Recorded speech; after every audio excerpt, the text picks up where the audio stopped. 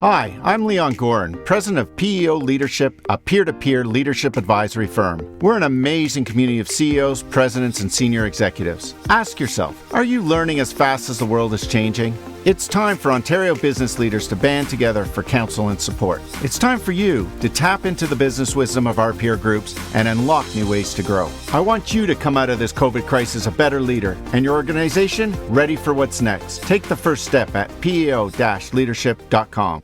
Special thanks to Vaughan Metropolitan Center for helping us bring you today's PEO Leadership's Way Forward podcast. Well, first of all, hi. For those that don't know me, I'm Leon Gorin. I'm the CEO of PEO Leadership, and welcome to our Way Forward live webcast today. I'm looking at the names, so a big welcome to those that are joining us for the first time, and then I see a whole bunch of names and people that I recognize. So welcome back, and I know we get to see you throughout the year to a lot of these members. So thank you for joining us today. So I'd like to kick off our agenda with our agenda this morning. And so three things we're going to do. One is I'm going to spend a couple of minutes. I'll give some background, especially those that are joining us for the first time. Or what is PEO Leadership? What do we do? Why do we do it? I'll introduce our esteemed guest, Fred Reichheld. And then third, we'll jump into our fireside chat, and maybe Fred and I will spend about 30 minutes. I have a number of questions for Fred, and then definitely open it up to everyone in the room here for Q&A. And I'd ask that you post your questions in the questions, and Q&A is probably the best place to post it, although sometimes people put it in the chat. And we'll just keep our eyes open for the questions and call you out and read your question. So for those joining us for the first time, and I thought I'd start and maybe explain to you what is it that we do and really the essence and purpose of our organization. So if you sit back, it's really what we're doing is trying to enable leaders, and that's business leaders, whether you're for-profit, not-for-profit, realize their personal, professional, and organization growth objectives. And so the personal and professional elements are pretty important pieces. It's very much a holistic approach. The members who join us today are business leaders, and they join us for their business. But in reality, what I really worry about is the whole life of that leader. So it's business, it's wealth, it's health, it's family, it's career. And as you can imagine, if any one of those things goes south, it ultimately affects your business and affects your leadership capabilities. So our idea is how do we help people realize those different elements in their lives? The way we deliver it is I describe it as a three-legged stool. The first leg is sitting with our leaders and our members and trying to understand what success looks like. So if it's December 31st, 2023, having you define what you want to accomplish, actually what you have accomplished, because we're sitting in the future, in those segments, in business, in health, in wealth, in career, in family. And you do it with an advisor who's seasoned. Our advisors, if you get a chance to take a look, some have run P&G, have been involved in P&G. One ran Honeywell in Canada. Others have run entrepreneurial organizations and built them up from the ground up. They're phenomenal individuals, and they're the ones that are sort of building that roadmap with you. The second leg of the stool, well, that's a shared advisory board. That's where you get a chance to join a group of peers, meet on a regular monthly basis, close the door, be vulnerable, and have opportunities to challenge each other as you sort of work out those issues and opportunities before you. And it's an important piece in terms of leveraging the wisdom of that group to help you get from point A to point B. And then the third piece is the community as a whole. So if you can create a community that is giving and willing to help each other and make a difference, it's not about just getting from A to B. It's actually, can we accelerate it from A to B?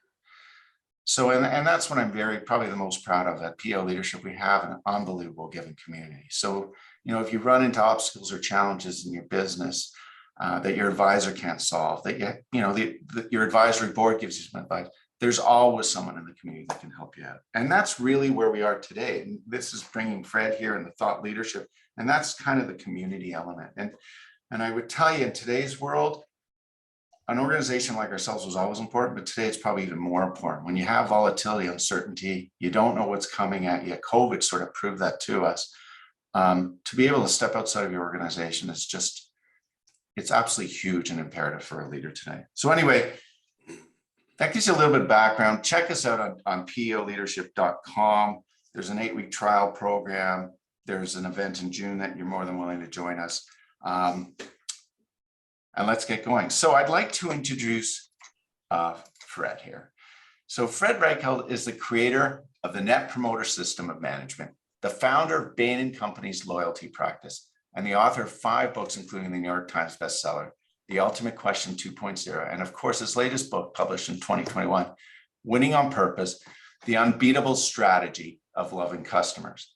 He's currently a fellow and senior advisor partner at Bain, where he's worked since 1977. Fred's a frequent speaker at major business forums, and his work on customer loyalty has been widely covered in the Wall Street Journal, New York Times, Financial Times, Fortune, Business Week, and The Economist. He's made 15 contributions to Harvard Business Review, and in 2012 became one of the original LinkedIn influencers, an invitation-only group of corporate leaders and public figures who are thought leaders in their respective fields. In 2003, Consulting Magazine named Fred as one of the world's 25 most influential consultants. And according to the New York Times, Fred put loyalty economics on the map. The Economist refers to him as the high priest of loyalty, and John Donahoe, who I pulled out of your book, he's the CEO of Nike, refers to him as the godfather of loyalty in his latest book. So Reichheld graduated from Harvard College in 1974, and Harvard Business School, his MBA in 1978. Fred, it's great to have you with us here today. Thank you. So I thought I'd kick it off and ask you, why this book now? You've gotten 5 books. This is your 5th book under your belt. You've been writing about customer loyalty for so many years. What spurred you on to write this one? Well, when we created the Net Promoter System, we made it an open source movement so that more people could adopt and adapt it and improve it, tune it to their needs, innovate. And there's just been a wonderful uptake. Fortune magazine had an article last year that said 2/3 or more of the large companies in the world now use Net Promoter. The problem has been that some of the so-called innovations and practices, I think, are actually counter to the core purpose that underlies Net Promoter. And so the reason for the book was to try and get people to understand the core principles more clearly, and what I consider truly the best practices, and to get the movement back on the right track. People are doing things like link survey scores to frontline bonuses and reporting scores that they've created and collected with some unspecified process, reporting those to their investors, to the public. These are just silly practices that are destroying Net Promoter, and I want to get it fixed. Oh, that's great. Now I mean, godfather of customer loyalty, you've been doing this for so many years. Have you seen it change, like the mindset of leaders today versus 30 years ago? Has it come a long way? And how organizations look at this? Not as far as I thought it would. With Net Promoter, it pinging out into the universe, it's almost as if it's a new electromagnetic wavelength that makes the forces driving business more clear. And as we've done millions of these pings, what you find out is the only way to grow a sustainable, profitable business is to treat customers so they come back for more and bring their friends. And that sounds simple, but accounting doesn't measure that. GAAP accounting just ignores which customers are giving you which revenues and which ones are coming back and which ones are defecting and which ones are referrals, which ones are bought through sales pitches and discounts and so forth. So this customer-centered worldview that Net Promoter is encouraging and illustrating, illuminating, is, I think, this 90% of the business world still doesn't get it. That's interesting. After so many years, and I know you compared it a little bit on the GAAP side. I always think of, I'm an accountant by background. I always think about GAAP. It's the historical financial statements, right? It's not. You have management systems and accounting systems that look at right now what's happening. And then when I read your book around the earned growth piece and looked at the customers and the net promoter score, it's historical, but it's forward thinking in terms of It is true. It is predictive. As I explain in the book in chapter 5, I invest in every company I find who has the highest net promoter score in its industry. Not self-reported scores, not baloney scores, wishful thinking scores, but really scientifically rigorous, double-blind, Bain caliber insights. And those companies, the total shareholder return for me has more than tripled the stock market over the last decade. And you hear, the people in the financial business are always claiming crazy returns. Just to give you a sense, tripling the market is something no mutual fund or ETF accomplished in the last decade. So right. I have gone up into the stratosphere with this simple idea of the market is undervaluing the power of firms that are generating customers who come back for more and bring their friends. And as that plays through time and the cash generation and growth is demonstrated through accounting, which is backward, it's current and backward looking. It's been a crushing success for me personally, but it's evidence the world doesn't get it yet. The world really doesn't. They think that there are shortcuts to prosperity that don't put customers first. Yeah, I urge everyone, you got to read the book, and we'll come back to that earned growth model. Maybe you can explain it a little bit. I thought it was fascinating, and the charts that you showed were unbelievable on some of the investments in some of those companies. But let's bring it back to, you talk about purpose, right? And so purpose in our lives, there's lots of different purposes and objectives within lives, but in the organization, you say there is only one primary purpose. And I think it's got to be said, you got to tell everyone in the room, that's a starting point, I think, of what needs to be understood. It's true. Everybody does need a purpose in life. But an organization, a business organization, if it is going to prosper and be sustainable, I've discovered there is literally one purpose that works. And that is to put customers first and make sure that enriching the lives of your customers is the most important. It is the primary purpose of the organization's existence. And companies that stray from that, they end up in the dustbin. It may take a long time because big companies can play this game and pretend that, we're earning profits, but are those profits actually above your cost of capital? No, so you're actually just shrinking. You're on a slow death curve. The companies that grow and prosper, they put customers at the center, and they never, the good philosophy. Scott Cook, the guy that founded Intuit, who joined Bain & Company about the same time I did, about 5 years into the firm, he went off and founded Intuit, TurboTax, QuickBooks, so on. He says, Fred, in Intuit, we feel like we don't deserve a dollar of profit until the customer is happy.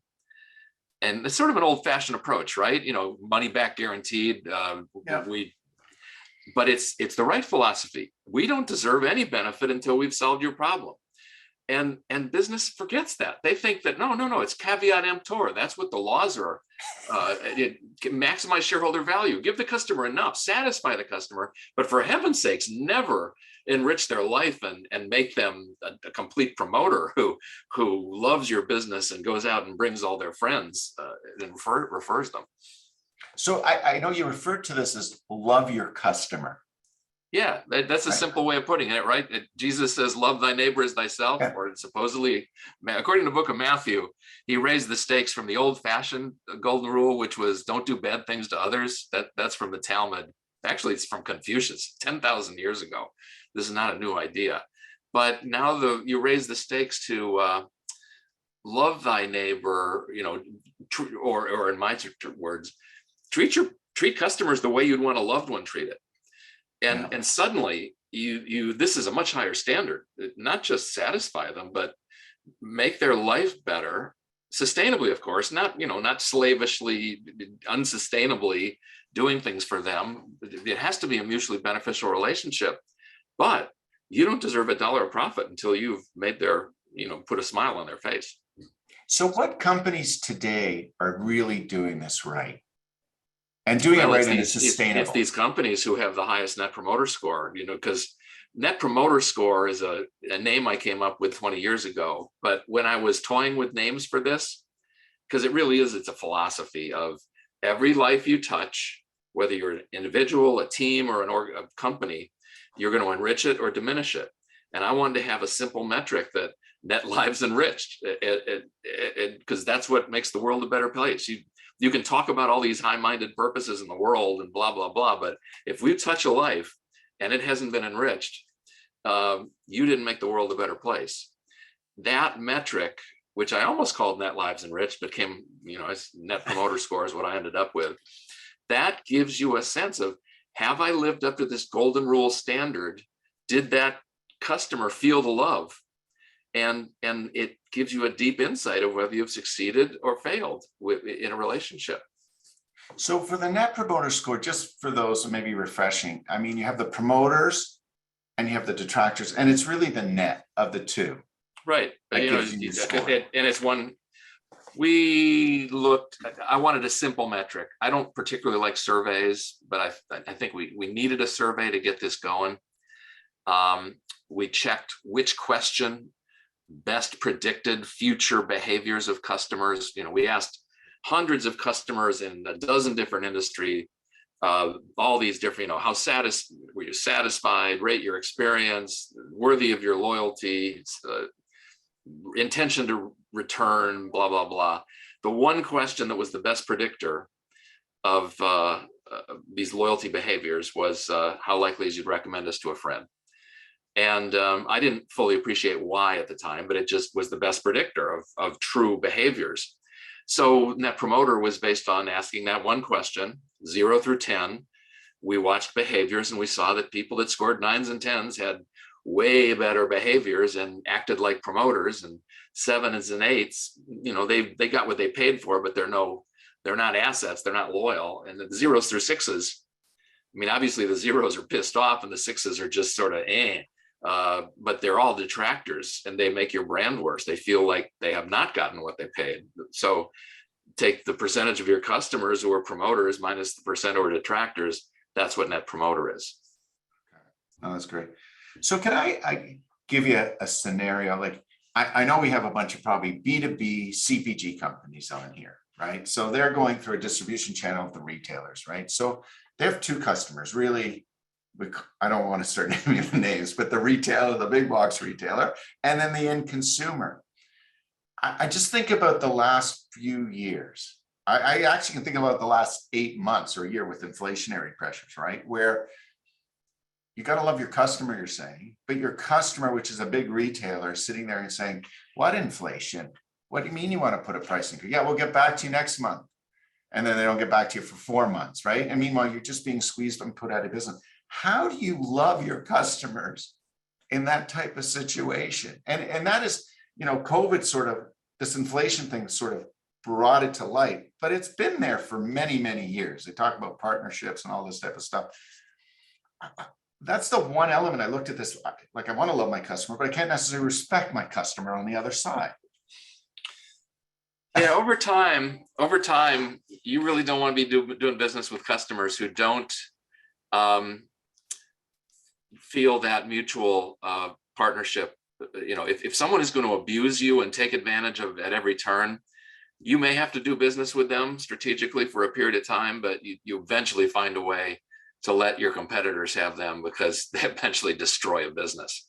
The vast majority of companies and customers, I think, respect this. I don't want golden rule behavior. Does not mean you doing everything I want and going bankrupt because I'm being unrealistic and asking for stuff that is impossible.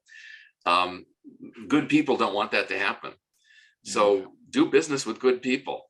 And most people want to be good. Sometimes it takes a little education so they understand your side of the equation and are convinced of your dedication to just, if you live the Scott Cook ethic, we're not going to make any profit until we solve your problem.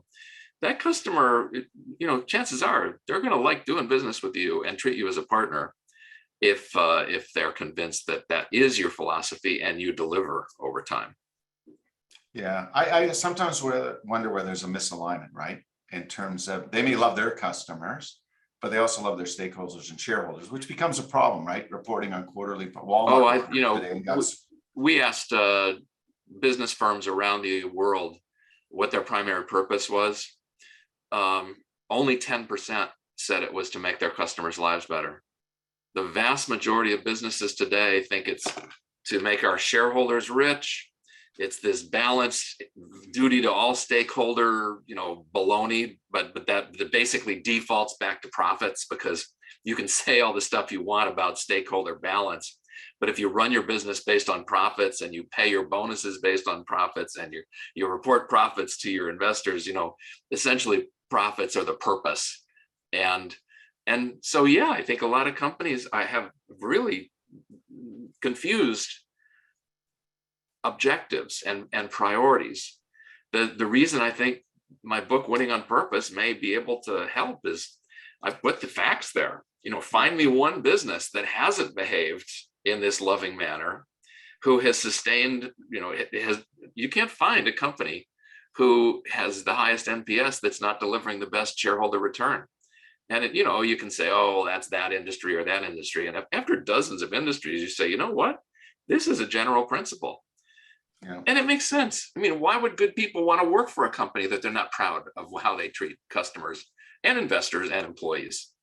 And so I saw one of the questions in the chat was, what about ESG? How do we think about the environment? And one of the CEOs who taught me a lot about NPS, he says, Fred, I know you would recommend to a friend because of it predicted behaviors, but I like Net Promoter because I know my customers won't recommend us to a friend and publicly connect their personal brand to us if we're abusing our employees or ruining the environment or cheating on our taxes. This recommend is a very high standard, and it captures things that are DEI and ESG and all these other well-intentioned things.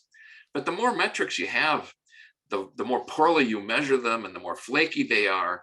Let's get one based on treating someone so well that they're proud to be associated with you and want you to succeed. That's what recommendation measures. Let's just get that measure right instead of measuring it like 20 other flaky, semi-important metrics. Yeah, I agree. The other question I want to ask you on the customer loyalty side, and it's related to sustainability, right? The different generations, the boomers, the millennials, is the pressure to be sustainable, like, are the newer generations more fickle a little bit too? And does that put more stress on the organization of a constant reinventing? It's like Apple, I got to keep coming up with the new product and stuff, or I'll jump to Google, or today Tesla, right? But what happens when 5 years today, some other organization comes along that does something better? No, I don't think that's changed. I think the human reality is if you love your customer, you have to give them remarkable experiences and innovate and be on top of that. And, if you build a great trusting relationship, you are in a position to find what's best for them. And if you can't do it, then build a partnership with the supplier who does it. And because you have better information and can protect their interests and probably understand their problems in a way they never will. So it's just this duty. I remember there was controversy about index funds over the years about whether they were actually better than actively managed. When I was in college, I looked at the facts and it was very clear to me, index funds beat actively managed funds over the years, over a decade. It's just, and you understand the math behind it. And you go, I couldn't really live with myself as a financial advisor pitching actively managed funds, knowing what I know. And that puts you in a real bind. over time, I think most guys have come around and said, it's true. You got to have your core investment in a good index fund. Maybe we can mess around on the edges with other stuff, but if you do stuff that in your heart is wrong, you're not sustainable. You're not making the world better. You're not making your investors better off, really, long term. It's immoral, even though it sounds a little too high minded. So I think I'll tell you a quick story. That the guy who ran Vanguard and had all the evidence that smart people who knew the facts would put their money in a Vanguard index fund or a similar thing. Back then, really weren't good alternatives as there are today. And he said, we went to an active management, all these smart institutional managers making jillions of dollars. And somebody asked him, how many of you have your personal savings and money in a Vanguard index fund? And like 90% of the room raised their hand. So they knew what was in their best interest, but they were pitching their clients this other schlock that was selling and making profits. But you've seen what happened to the industry. And the more you do stuff that's not really in your customer's best interest, you're on a slow death march. It's true. So what do you want to kick this off? You said 10% of companies are doing this. Everything starts with people, right? Yeah. You've been in and out of so many different organizations. How do you teach your leaders and then your employees to believe in this philosophy and to live it? That's a great question. Until this book existed, I didn't have a good answer. Now what I've seen with some really sharp companies is leaders are giving the book to teams, not just their executives, the front line, and creating discussion groups where let's talk about this chapter. At the end of the month, we're just going to talk about what's in this chapter and what makes sense to you. What are we doing that's inconsistent with these principles? Do you think these principles are right for us? But getting it's just a moral and an economic discussion. And one of the companies I describe in the book is called Built. It really is a remarkable digital app that does away with the need for paper instructions. It just puts it into the modern world with CAD on your phone or your pad. And that company wants to build a culture of customer centricity. So they just cycle through the chapters of the book with discussion groups that mix levels of the organization and they talk ethical, sustainable, love thy neighbor. What does this mean for us? What do we? So I do think it's a set of huddles or meetings or discussion groups that puts this stuff front and center. And maybe you'll find another book that does a great job for you, but consider Winning on Purpose as the Kickstarter for the right set of conversations. In your book, you talk about a couple of companies that do this very well. Which one stands out in your mind that is really? Well, the famous one's Apple, but Intuit is pretty famous. One that's not as famous, I lead chapter 1 with a company that I didn't know that much about called Caliber Collision. Yeah. They're the biggest chain of collision repair, auto body repair shops in North America. And talk about a gritty business that is not famous for loving customers. A guy, Steve Grimshaw, did a private equity roll-up of the industry, acquiring little chains and building. He just built a great business based on purpose. Making their customers' lives better is the central theme, where he's turned this pretty lousy industry into something I think is pretty darn impressive. And at the same time, he didn't just make his employees happy, the customers happy. The private equity guys that invested with him have earned 50% a year, 50. He has created a 50 times in return on investment over the decade by corralling an industry that ran on short-term profit maximization and turning it into one that people were proud to work for and really gave their best. Oh, that's great. I know I could open up to questions really shortly, but I want to come to this earned growth thing because this is really it's a new piece within your book as well in terms of how you're looking at, well, it's predicting the future of a lot of the companies, right? By seeing Yeah.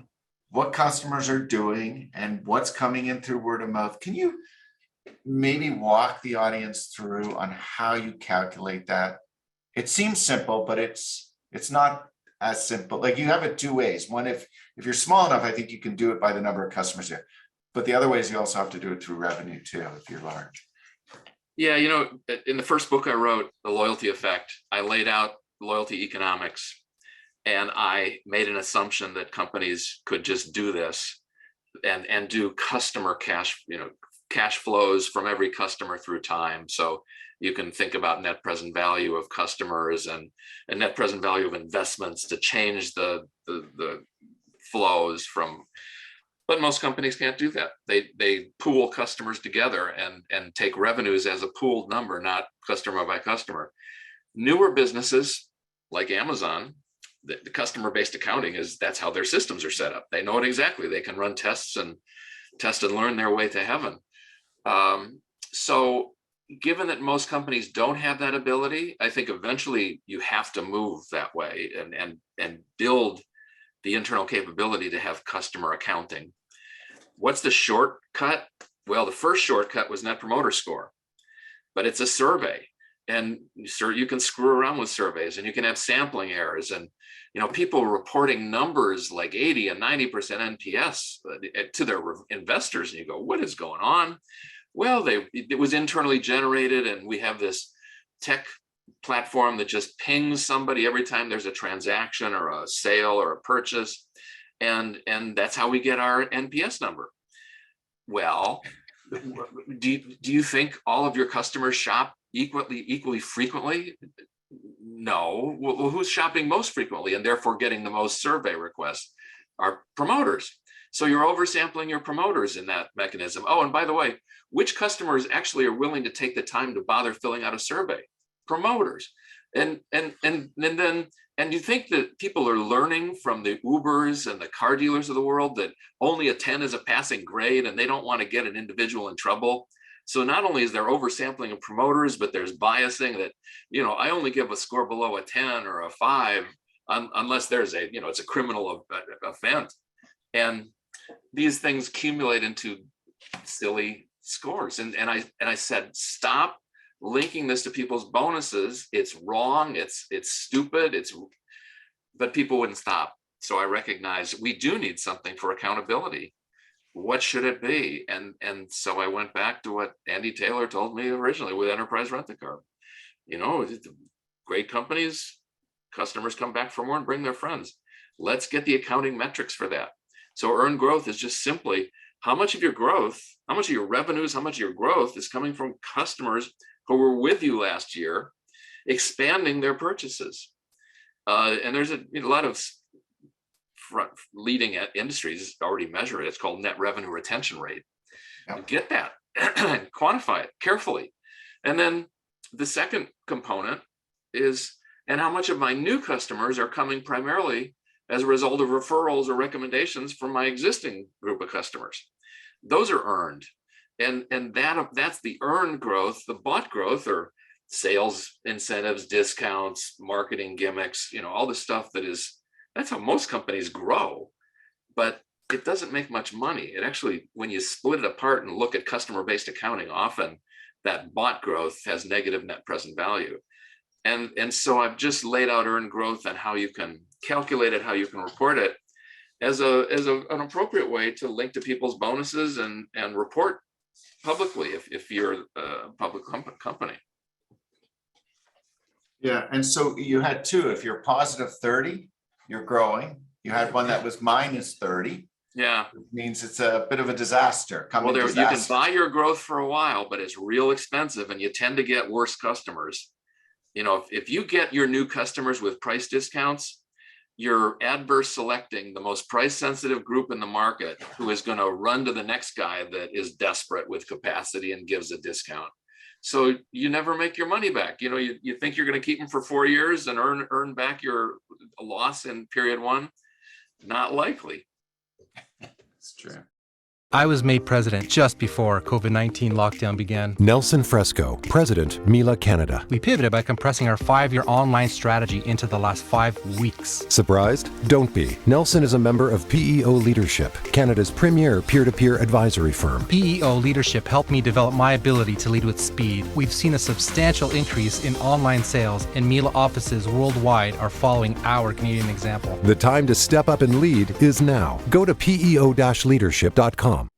All right, let me pick up a couple of questions here. So I know I urge everybody, either in the chat or the Q&A, I'll flip between them both. But Martin Day had one. Can you use NPS in a world of Google reviews?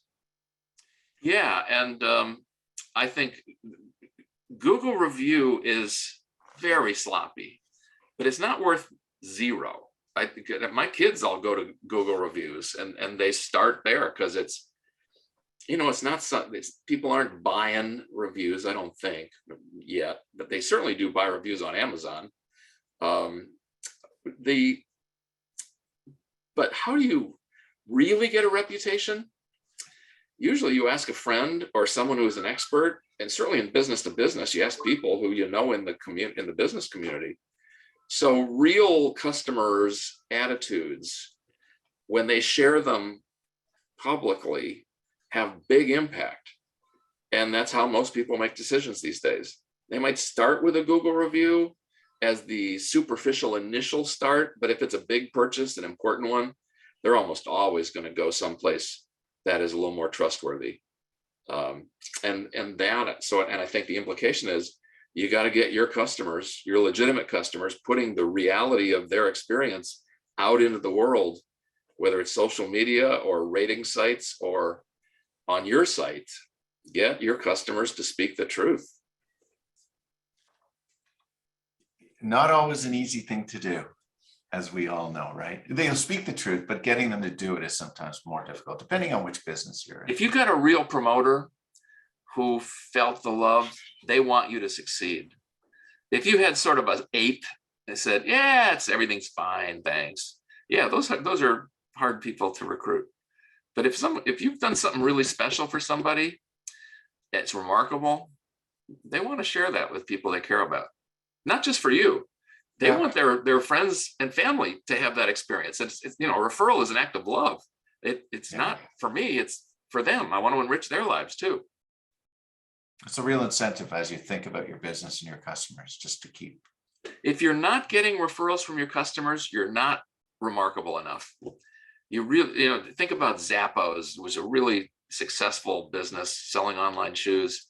The guy that founded that, who died tragically last year, but he said, marketing and sales, those are taxes that we can't afford to pay. They're taxes you have to pay for not being special for your customer. We'd rather put our investment in being special for our customers. So we have to wow them. And they wowed me yesterday. I'm going on a trip. I need a pair of shoes. They're there in less than 24 hours. And I'm down on Cape Cod. So it's not like I'm close to an urban warehouse. Just incredible. Warby Parker in eyeglasses, same thing. They find things that just wow you. They don't just do stuff okay. And I think that's the higher standard that you have to hold yourself to. And then people do talk about you and they're willing to refer. That's great sharing there. Our next question I've got, and I think it's from a Richard. How do you determine a public company's true NPS? And I think you were sort of touching on this a little bit and you definitely touch about it in the book, because people are reporting on their financial statements, all different types of NPS. And actually, it's also the other thing I was thinking about, it's difficult. Like if you do your own NPS score, you say, okay, well, you want to benchmark it, right? Get a sense of how others are doing. I don't even know where you look. I know you talk about different areas, but it doesn't look easy to actually compare yourself. It's not. And this is one where I would send you to the book and read, because it's something that Bain was frustrated enough that we developed a data business called NPS Prism that is building panel-based NPS results for every major industry and marching around the world. But the way it's financing itself is selling that data in a syndicated fashion to the companies in that industry who can learn from it and test innovations and improvements.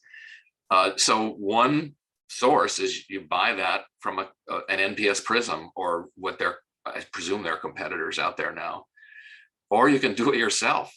And it's a little expensive because you got to get panels, especially in B2B. It's hard to get panels of the real decision makers who are making purchase decisions.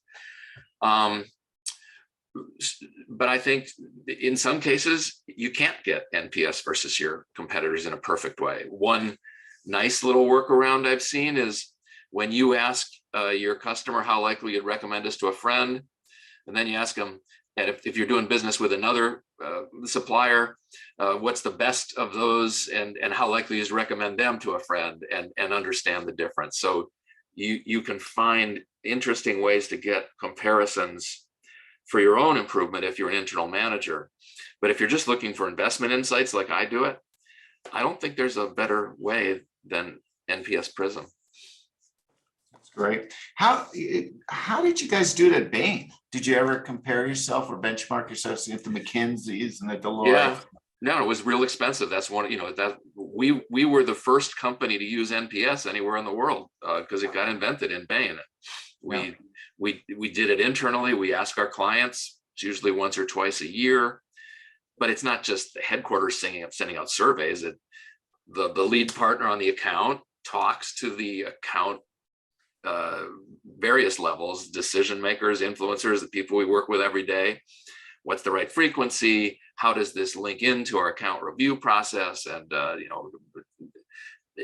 and do you want it anonymous so you can speak the truth, or should we have it name by name so we can do closed loop follow-up, or do you want to have both and let people ask for anonymity so they can speak? There's all these subtle, let's tune it up for the account.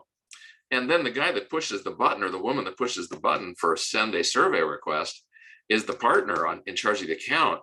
And they already have a schedule of when we get the data, when we're going to follow up with the client, what the next thing we're going to do. So it's integrated into the account management process, not just a sort of one more activity that somehow will double check on people. And when you did it, I mean, one of the things is the sample size, right? If you get 75% of the people responding, typically those are the promoters. In B2B, if you do a system right, a client who doesn't respond is screaming out, I'm a potential detractor, because you haven't convinced me that you've built a process that actually cares about me. It's wasting our time. And so watch out. In B2C, the market has been so oversaturated with survey requests. I think to separate yourself from the pack, you really have to say, this is different. Maybe you create a club level like Costco does or Amazon Prime, and to be in that club, part of the deal is we want feedback twice a year. It's 3 questions twice a year. It's very reasonable. And we act on it when you have something to say. But if you just sit in the current pool of let's send out a jillion survey requests on email and hope that somebody's bored or lonely enough to respond, what kind of information are you really getting? It's true. All right, I'm going to go to the next one. Tarek, do you differentiate NPS based on customer journey? Pre-purchase, post-purchase, post-customer? Oh, yeah. The way that NPS Prism is set up, and this is where you go to the book, the Prism gets brand level NPS, but then they have thousands of people on their panels who have bought from various brands, and they'll ask them about 1 or 2 journeys or episodes in the journey that they've been through recently. Like if they've just opened an account, based on that experience, how likely you'd recommend. And maybe they had a fraud challenge on their credit card, and you get a big enough pool who've had that within the last 30 days, and you ask them. So you get episode specific NPS for every competitor, which I think is God's gift to management. If you know who's the best at every episode and the rank ordering and digital versus human, this is like shining a light on this very confusing situation. And you can see for your target customers what you've got to do to be great. That's great. Put another one in the chat here, MP, Mike, someone. We currently use Peakon at our company to manage NPS. What are your thoughts on choosing the right company? Ideas, there one system better than, is one system better than another? You know, there's a lot of players in the space. The two biggest guys are Medallia and Qualtrics. They tend to be solutions for bigger companies. I think they both have subsidiaries that deal with SMB pretty nicely. I think the future is fewer surveys of the old-fashioned variety and more watching customer behaviors that are indicators of their promoters or their detractors. And then when you need a survey, make sure it's sort of pre-negotiated about what's the appropriate frequency and when, so you have a high response rate, and get not, it's really, you want 2 or 3 questions max with open text verbatims. And the best companies now don't force the person to type in or whatever you do these days, key in your answers. You just talk it into your mobile phone, and it digitizes it and sends it to the people in your organization who should be listening to it. And so you get the tone of voice and the emotion just way more efficient, and it can digitize it as well and put it into text form. But then I'm doing a webinar in a couple of weeks with CVS, the big drug chain, and they use a tool from Medallia that you, instead of just talking it into your mobile phone, it does a FaceTime. It's a video that is the feedback file that goes into the system. And you think, geez, in retailing or in a lot of businesses where you don't know the customer's name, but you sure know their face, if it's within the 24 hours that they're getting the feedback. So you learn who it was and you get all the emotion of that. And it's more frictionless for the customer to do that than to have to do a survey and sit down at their computer. So I think I would move toward those solutions as soon as feasible. Okay. Orgat. If you sell through a channel, do you get the net promoter for both the reseller and the end customer? Yeah, I would. I think this notion, when you do have, insurance companies good doing business through agents, brokers, consumer CPG going through retailers, you want to get your brand, but it's never going to be divorced completely from the channel. So one way to solve that is maybe you're just doing it for your brand, but you always keep track of which channel they went through or which retailer, and you can essentially develop an NPS factor that it improves or goes down based on which store is selling you or which agent is selling you. And I do think you should be very careful there. There's a lot to be learned. And most people also have a direct channel and can go online directly in at least some parts of the world, and learning from those, how much better is it for building relationships to go direct. And I think you can make some important strategy choices about channel strategy. Yeah, I think that's the big way the world has changed, is being able to hit that end consumer. And almost everybody can today. Yeah, well, they can hit a sample of it. Yeah. Right, because the mass market still is driving for some 60% of their business.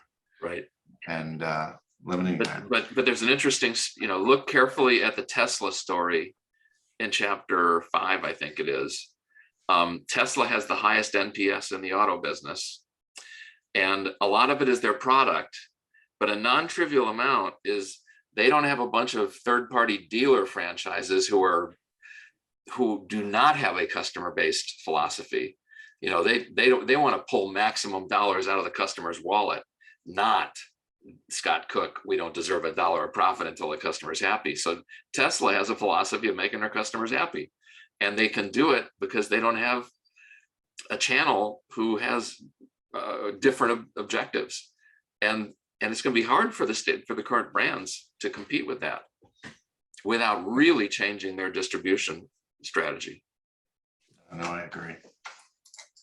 All right, I'm gonna go, we had some questions also in the Q&A.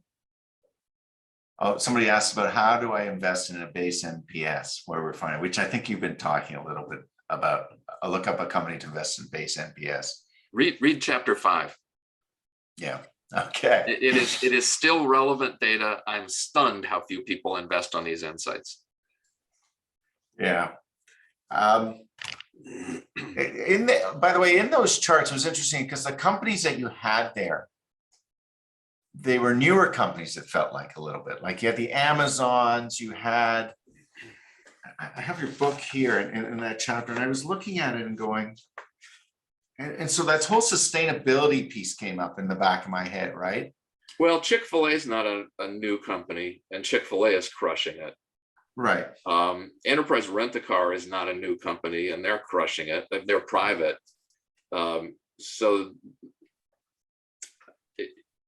Yeah, I think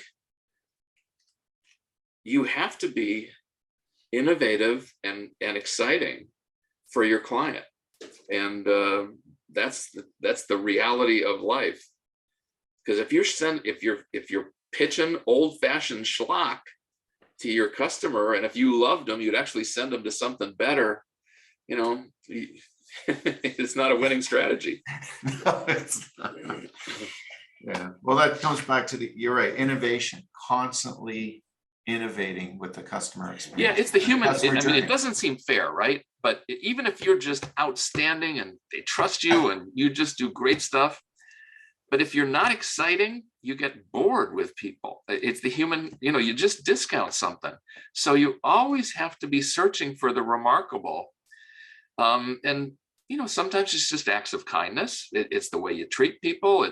But you got to surprise them. The guy that founded Costco, Jim Sinegal, told me, Fred, if we just had low-cost stores and you always had predictable experiences, we would have a lousy business. Because if we're just being low cost, online competitors can do that better than we can. And that's the lower cost for most stuff.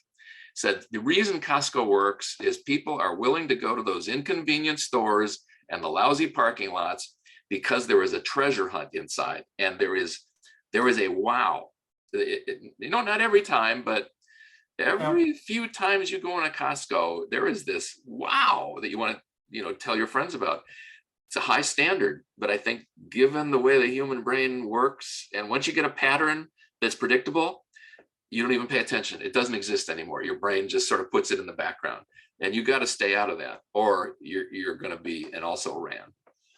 Yeah, I really appreciate your Costco story because I've known Costco for many years. But I never realized it was 14% above cost, and that's it. There are 15 if it's Kirkland, 14 if it's branded stuff.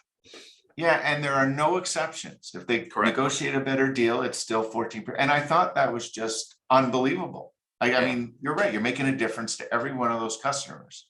With their they do love their customers. They make it clear to their investors, customers come first. We call them members. Employees come second, investors come third. That's how we run Costco. And it's a great place to work, because when you treat customers with love, they tend to treat you well in return. And it's a pretty sweet business. And yeah, there's a good example. Costco is not a new company, but they're just crushing it. Yeah, absolutely. So we have one other question. What is statistically relevant response rate to validate NPS scoring? You can't sort of ask me to teach a first-year college statistics course in a one-question answer. Come on, Fred. We thought you were Mr. Customer Loyalty.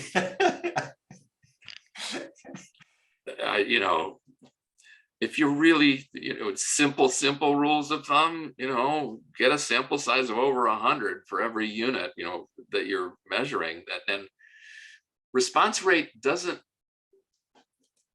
make that much difference if there's no bias. If it's double blind, no biases inside, you can have medium response rates. But it's when you have all these biases that promoters buy more frequently, they're in those transactions, they tend to respond at a higher, I would say stop fixating on the score and statistical reliability and start saying, you know, it's a survey. It's got all sorts of flaws in it. But when I get a detractor, I know I got to call them up and figure out what went wrong and fix it. And when I get a promoter who gives me this great verbatim that makes me proud, I want to share that with all the people that had anything to do with it and create the energy. It's a learning process. It's not about a score. If you have an NPS Prism data business, then you can start saying, okay, it's a score, but let's use earned growth as the score, and then PS as a process for learning how to make your business better. That's great. I actually, some people had sent their questions in ahead. Rick Bartel sent in one, and I think in a world of employee retention, how do we balance our teams with customer satisfaction while not losing focus on employee satisfaction? How do the two mesh? And I think you just touched on that. When you get a promoter out there and you think about all the people that touched him, that individual, and reinforce it in the reorganization, it must be a thrill to those employees. Oh, yeah. The lady at Apple who had the highest score, I talk about her in the book.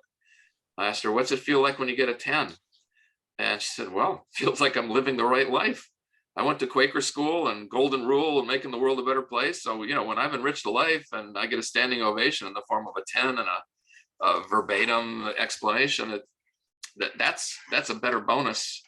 I mean, obviously you have to pay competitive wages, but if you pay competitive wages and you put people in a situation where they can earn and hear standing ovations regularly, they're not going to want to work someplace else.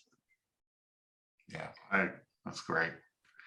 Someone asked, Teresa Hardy asked more personal question. Tell us about a mentor or someone that has influenced your life, professional or personally.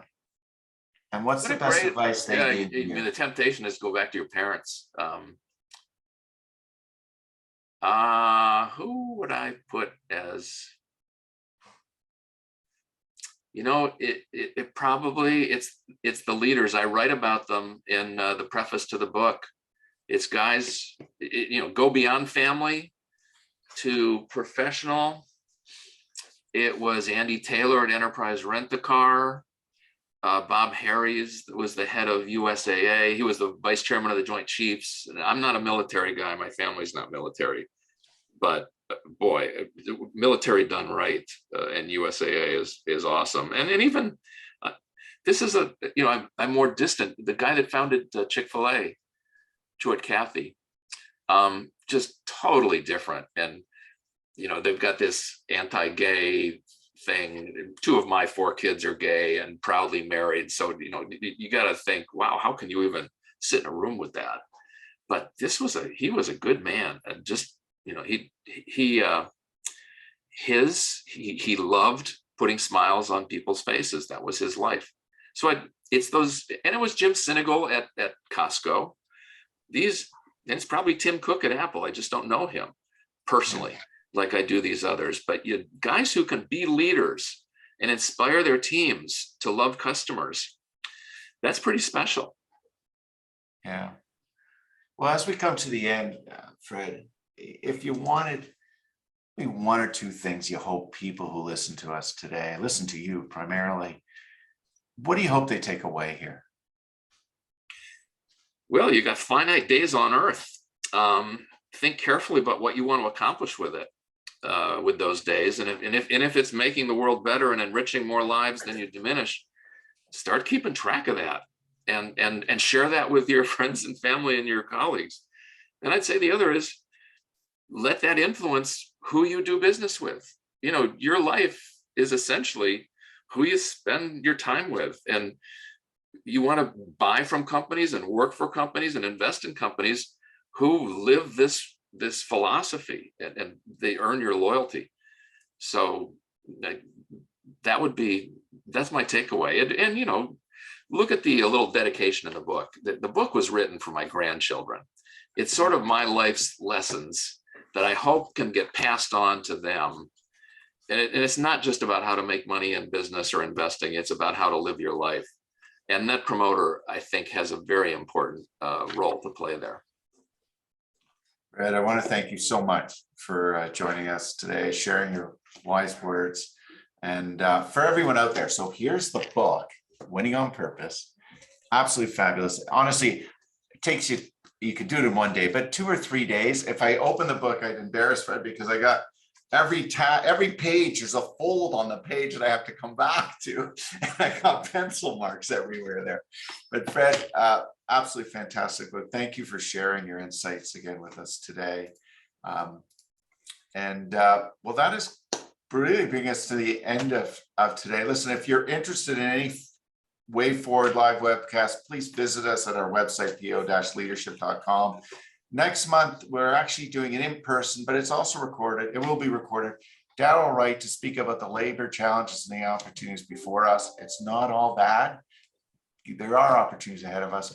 We'll be hosting Daryl at our second in-person event of 2022, taking place at Airden Bearless on June 22nd. Registration details are coming. And I just simply like to thank you all for joining us again and wish you a fantastic day, week, and month. And I hope to see many of you in person on the 22nd of June. Take care. Let me introduce you to the Vaughan Metropolitan Center, an emerging downtown poised to be the financial, innovation, and cultural center of Vaughan. Major corporations and thousands of new residents are choosing downtown Vaughan because it's the perfect balance between downtown Toronto and the Greater Toronto Region. No other location offers this blend of subway and rapid bus transit with equal access to downtown and the suburbs, Class A office space, and an urban lifestyle. As a result, this hub at Highways 400 and 407 is growing faster than expected. To learn more, visit myvmc.ca.